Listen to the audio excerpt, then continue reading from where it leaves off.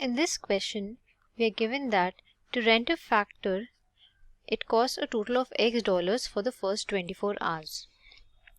So let's first write down all the information from the question. Here we have the time and the rate, or the cost we can say, and then let's make a column for the total cost. Now for 24 hours, the rate is X dollars. Then the total cost will be equal to X, because X is the amount charged to rent the factor for the whole of 24 hours. Now let's read the question. Addition of Y dollars is incurred per hour for each hour in excess of 24 hours.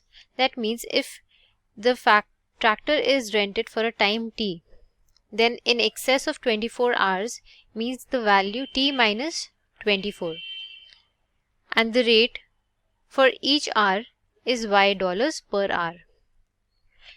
Then this will give us the total cost to be equal to T minus 24 times Y dollars. Now we have to find which of the following represents the cost in dollars to rent a factor for 36 hours. So here we have the time as 36.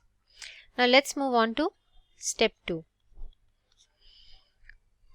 Now the cost for 24 hours will be equal to X dollars. Then the extra time for which the tractor is being rented is equal to 36 minus 24 hours. This is equal to 12. Now for each 12 hours, the person has to pay an addition of Y dollars per hour. So let's move on to step 3 and form the equation. Find which of the following represents the cost in dollars. So the total cost would be the basic cost, which is X dollars, plus the extra time, which is 12, times the rate, which is Y. So then the cost is equal to X plus 12Y, which is the option A.